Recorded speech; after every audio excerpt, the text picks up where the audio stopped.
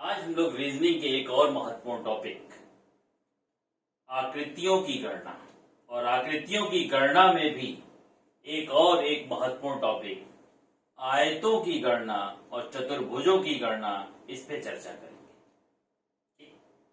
अब आयतों की गणना में कभी कभी सवाल आता है, केवल आयतों की संख्या बताइए, कुल आयतों की संख्या बताइए।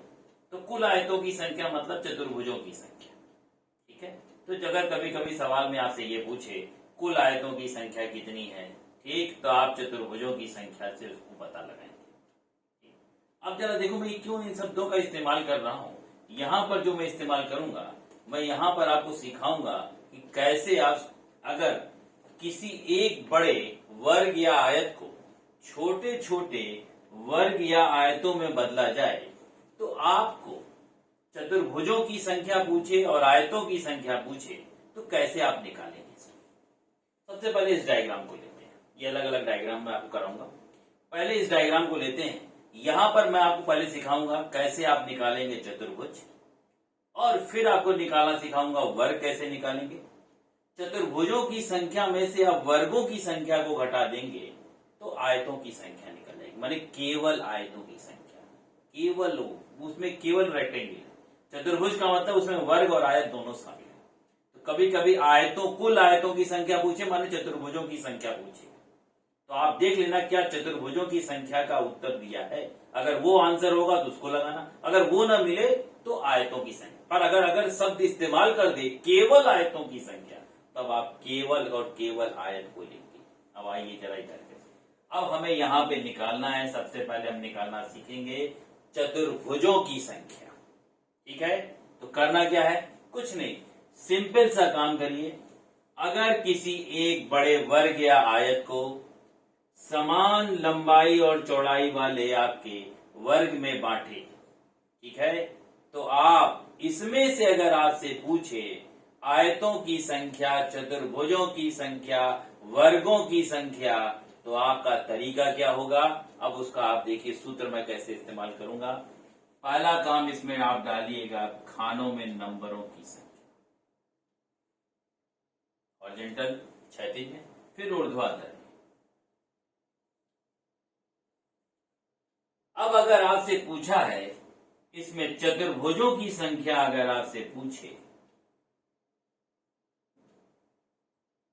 तो चतुर्भुजों की संख्या अगर आपसे पूछे तो आपको करना क्या है, क्षैतिज वाले नंबरों को जोड़ लेना है, ऊर्ध्वाधर वाले नंबरों को जोड़ लेना है, और इन दोनों नंबरों का गुणनफल जो होगा वो बताएगा आपको किसकी संख्या, चतुर्भुजों की संख्या। और इस चतुर्भुज में कौन शामिल है, वर्ग भी शामिल है और आयत भी शामिल है। तो यहाँ पर जोड़िए जरा इसको, 1 + 2 3, 3 6 4 10, इनका योग आएगा 10।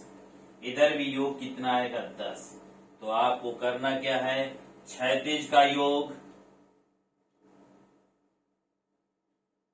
और इनका गुणा कर देना है ऊर्ध्वाधर के योग से। तो ये आ गया 10 × 10, माने आपके हो गए 100 चतुर्भुज। चतुर्भुज कितने आ गए, 100। अब हमको चूंकि आयतों की संख्या पूछा है तो हमें पहले वर्ग निकालना पड़ेगा, डायरेक्ट आयत नहीं निकल पाएगा। आयतों की संख्या निकालना एक मुश्किल काम इसमें।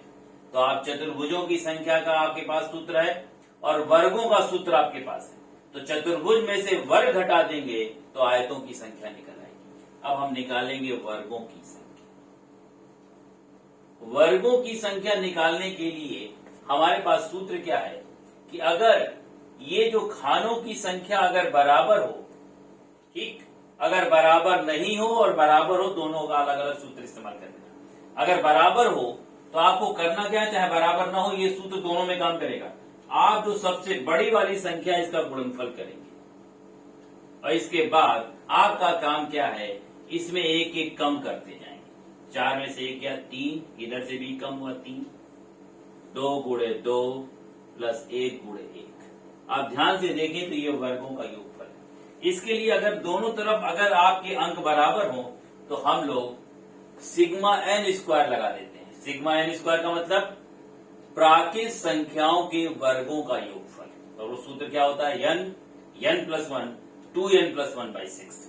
तो उसका डायरेक्ट सूत्र हम लोग लगा सकते हैं सिग्मा एन स्क्वायर, और ये क्या होता है एन प्लस 1 2n+1 और बटा कितना 6। और यहाँ n का मान क्या रखेंगे, सबसे बड़ा वाला अंक, चाहे तो आप यहाँ रख के देख लीजिए। 4 और 1 मिलके कितना हुआ 5, 2 चौक को 8 और 1 9/6। काटिए जरा इसको, 2 से काटेंगे 2 दूना 4, 2 तिया 6, 3 से काटेंगे 3 त्रिका 9, ये आ गया आपका कितना 5 दूना 10 तिया 30, आपके क्या बन गए 1। अच्छा यहाँ देख लीजिए, ये हो गया 16, ये हो गया 9, ये हो गया 4 और 1। 16 4 20, 20 और 10 मिलकर 30, ये भी आपके 30 वर्ग। वर्ग निकालने के लिए मैंने आपको दो तरीका बताया। अगर आप देखें खानों की संख्या बराबर हो तो सीधा सीधे सिग्मा एन स्क्वायर लगा दें। सिग्मा एन स्क्वायर क्या है, प्राकृत संख्याओं के वर्गों का योगफल। ठीक है, ये n का मान क्या रखोगे, सबसे बड़ी वाली संख्या। और अगर ये बराबर न हो तो ये सूत्र लगा सकते हो। ये सूत्र बराबर वाले पे भी काम करेगा, बराबर नहीं वाले पे भी काम करेगा। करना क्या है, दोनों तरफ जो सबसे बड़ी वाली संख्या है उसका गुणनफल करोगे और इसमें एक एक कम करते जाओगे और इनके गुणनफलों का क्या कर दोगे, योग कर दोगे, तो निकल आएगी किसकी संख्या, वर्गों की संख्या। अब जरा देखिए, अब हमने क्या किया, हमने चतुर्भुज निकाल लिया, वर्ग निकाल लिया। अब हमसे पूछ रहा है, मेरा टारगेट कौन था, आयतों की संख्या। तो हम करेंगे क्या, चतुर्भुजों की संख्या में से हम घटा देंगे किसकी संख्या, वर्गों की संख्या। चतुर्भुज हमारे पास कितने आए 100, वर्ग कितने आए 30, तो हमारे आयत कितने हो गए 70। तो कभी भी इस तरह के डायग्राम में आपसे अगर जो बराबर बराबर संख्याओं में बांटने की बात करे और इसमें अगर आपसे पूछे आयतों की संख्या, तो आप तरीका क्या अपनाइएगा, फटाफट इसके अंदर नंबर डालिएगा, इनके अंकों का योग, 36 का योग, ऊर्ध्वाधर का योग, इनका गुणनफल करिएगा तो चतुर्भुज आएगा। तो ध्यान रखिएगा, इस चतुर्भुज में दो प्रकार के शामिल हैं, इसमें वर्ग भी शामिल है और आयत भी शामिल है। फिर मेरे पास वर्गों का फार्मूला है, यहाँ आयत का फार्मूला डायरेक्ट नहीं लग पाएगा, वर्ग निकालने पड़ेंगे। फिर वर्गों का फार्मूला क्या है, अगर ये बराबर हो तो सिग्मा एन स्क्वायर, और अगर बराबर नहीं हो चाहे बराबर हो, सबसे बड़े वाले संख्या का करो गुणनफल करो और दोनों में एक एक कम करते जाओ। तो ये प्रक्रिया तब तक चलेगी जब तक किसी के एक लास्ट में एक ना आ जाए। इनको जोड़ लोगे तो वर्ग आ जाएगा, और चतुर्भुज में से वर्गों को घटा दोगे तो क्या निकल के आ जाएगा, आयत। अब डायग्राम नंबर 2 पर आते हैं। डायग्राम नंबर 2 आपसे क्या कहता है, अब इस पे चलते हैं। यही काम यहाँ भी करेंगे हम लोग। क्या निकालेंगे हम लोग, सबसे पहले चतुर्भुज, चतुर्भुज के बाद क्या निकालेंगे, वर्ग, और वर्ग के बाद क्या निकालेंगे, आयत। अब डायग्राम नंबर 2 पे हम लोग आते हैं, सेकेंड डायग्राम। ठीक, तो डायग्राम नंबर 2 है, तो डायग्राम नंबर 1 को हटा देते हैं ताकि कोई कंफ्यूजन न रहे। नंबर डालिए 1 2 3 4, 1 2 3 4 5, अलग अलग है। ऊपर के अंकों का योग 10, इधर के अंकों का योग 15। ठीक, चाहे तो यहाँ जोड़ लो, 1 + 2 + 3 + 4, ये 36 का योग, और इसमें गुणनफल करना है किसका, ऊर्ध्वाधर का योग, 3 + 4 + 5, ये आ गया 10, ये गुणे 15, और ये आ गया कितने चतुर्भुज 150। वर्गों की संख्या निकालना है तो मैंने क्या बोला, जो सबसे बड़े अंक है इनका गुणनफल करोगे। अब यहाँ सिग्मा एन स्क्वायर नहीं लग पाएगा।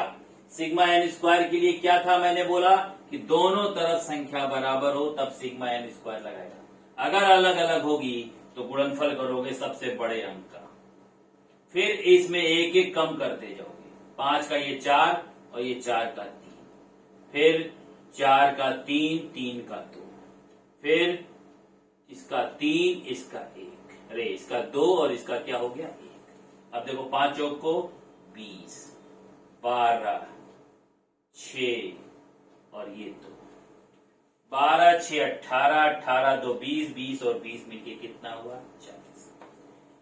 150 चतुर्भुज वर्गों की संख्या 40। अब अगर तुमसे पूछे इस डायग्राम में आयतों की संख्या कितनी है, तो आप क्या करेंगे, चतुर्भुजों में से किसको घटा देंगे, वर्गों को। अब देखिए यहाँ पर, तो यहाँ पर आप घटाएंगे, चतुर्भुज कितने थे 150, वर्ग कितने थे 40, तो आपके आयतों की संख्या कितनी आ गई 110। 110 आयत गिनना इसमें बड़ा मुश्किल काम है, इसलिए इन सूत्रों का आपको इस्तेमाल करना पड़ेगा। कभी भी अगर आपसे पूछे केवल आयतों की संख्या बताइए, तो आप ये केवल आयतों की संख्या है। अगर आयतों की संख्या पूछे तो चतुर्भुजों की संख्या और आयतों की संख्या में कभी कभी कंफ्यूजन कर देता है, कभी कभी पूछता है आयतों की संख्या बताइए और ये आंसर दे देता है। याद रखना, ये आंसर खोजना, अगर केवल आयत बोले तब ये लगेगा, पर अगर आयत बोल दे तो इसको भी लग सकता है। ध्यान देना, अगर ये विकल्प में नहीं होगा तब ये विकल्प में लगाना, ठीक है।